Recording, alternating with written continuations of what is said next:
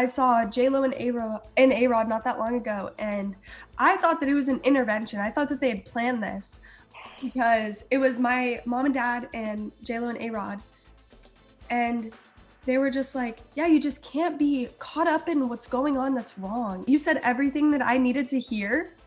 That is insane. Charli, hi. I'm so happy to see you. What a year for you. And now to be a published author, I feel like you have had so many irons in the fire. Are you exhausted? It's obviously a lot with everything that I'm working on, but it's not exhausted as much as I'm just proud. Like proud of everything that I've been able to do in such a short period of time. And I normally don't talk about myself like that, but looking back and seeing people make videos of all of the things that I've been able to do in such a short period of time, it's just like, wow, like that's really crazy. Something that I obviously never expected just because it happened like that. But I'm really proud of myself, and especially the book. That's crazy. Never ever thought that I would do that, but I mean, it's here and I'm happy. Well, and I love this. I got a chance to read it. And I love that you're not shying away. This is not something that's very like top level. I mean, you really get into relationships, being in the public eye, like a lot of your, I think people get to know you in a way that they maybe don't know you if they follow you. Was that your intention? Definitely, especially going into the relationships part. Sometimes people forget that I was a high schooler and I went to middle school with everyone else, and I was a very normal teenager and I still am. And I feel like that's the part where sometimes there's a bit of a disconnection from social media to who I actually am. Yeah. And that was one of my main goals, to be like, hey, we're exactly the same in so many ways. And I feel like it's important for people to know that, because what I'm doing is not something so out of this world when it comes to day-to-day stuff. Yeah, and I think that's one of the things that you have in common with like the biggest celebrities in the world that I've interviewed as well. Like, I mean, you can interview Scarlett Johansson or Oprah Winfrey. They still have their insecurities. They still have those things where they're unsure of what they're putting out into the world. And I think that's a really normal thing. And I think you make a lot of people feel less alone when you, oh my God, Charli is like, hey, I don't know what I'm doing sometimes. Like, I'm confused sometimes. I'm feeling insecure sometimes. I'm really proud of you. I think that's a big deal.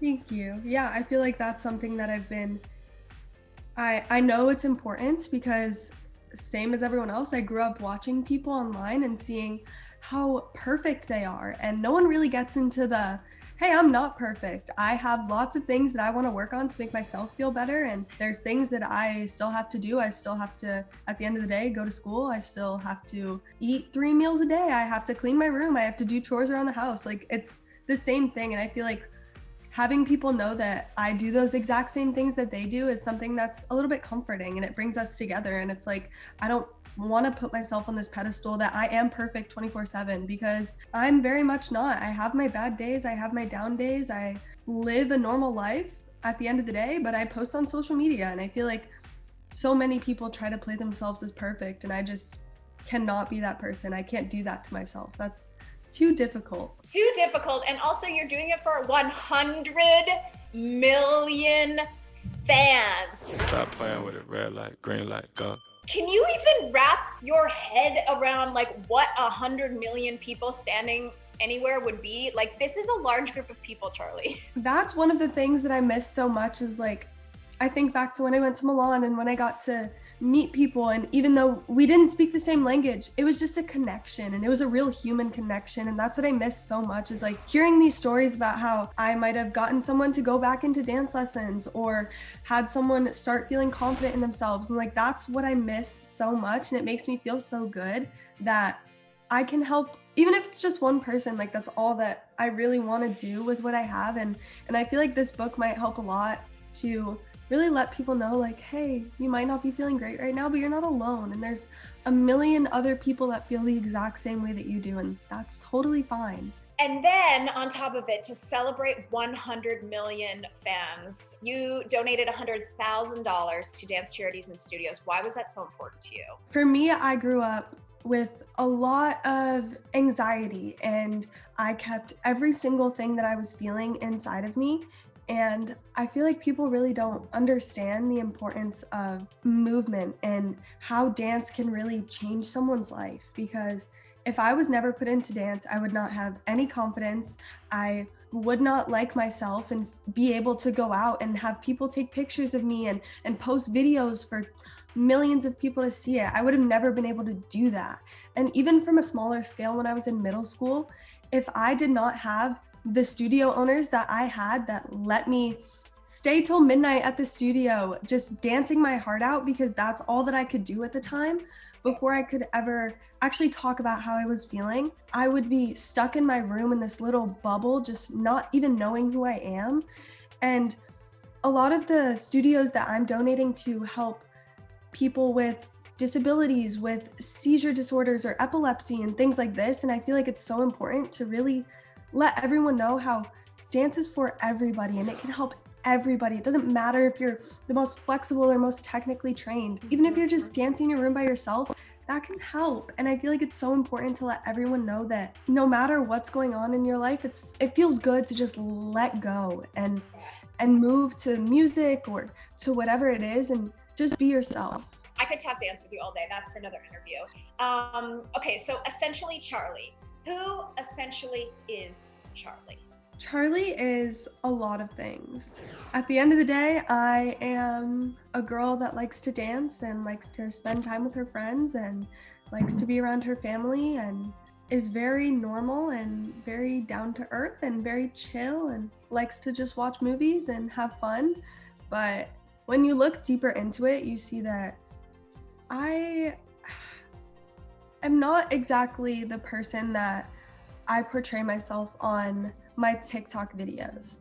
I usually look very put together. I usually make sure all my moves are perfect, but that's not how it is. And I have friend problems. I have difficulty in school with being behind or maybe not learning as fast as everyone else. And there's still things like that. And I feel like that's kind of what I wanted to show in this book is like, everyone puts me on this place to where she's perfect all the time. So she has to be all the time. But it's like, this is the time when you're 16, this is where you make all your mistakes and where you grow and learn and become a better person.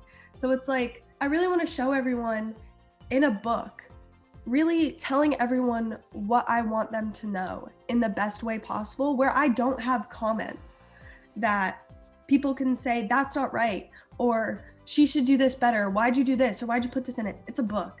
You read it and that's it. There's no place for negative feedback. This is a place for me to share who I am without having to hear anything back. I love this. So there's this chapter called In the Public Eye, and you're talking about no big deal. I mean, J-Lo, Jimmy Fallon, Kelly Ripa. What's the best advice or the coolest meeting story of meeting like a celebrity out there? Oh my goodness. I saw J-Lo and A-Rod not that long ago, and I thought that it was an intervention. I thought that they had planned this because it was my mom and dad and J-Lo and A-Rod, and they were just like, yeah, you just can't be caught up in what's going on that's wrong. It's just like, you really need to push forward. And I was like, who set this up? Because I was in such a bad place for such a long time, letting everything that anyone said just bring me down. And then after it was over, I was like, okay, like seriously, who planned this? Like this could not have been whatever. And they were like, no, we just wanted you to come in and see our new offices. And I was like, this works out like this, that you said everything that I needed to hear.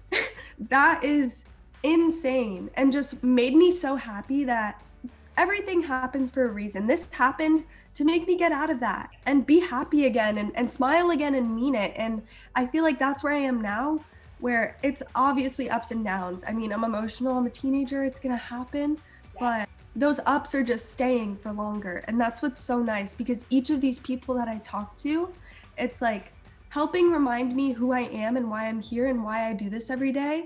And it's just so important. There's a part of the book, you're talking about like, you love your life, there's times you wish you could press pause, and you're talking about, you know, relationships and how people view you.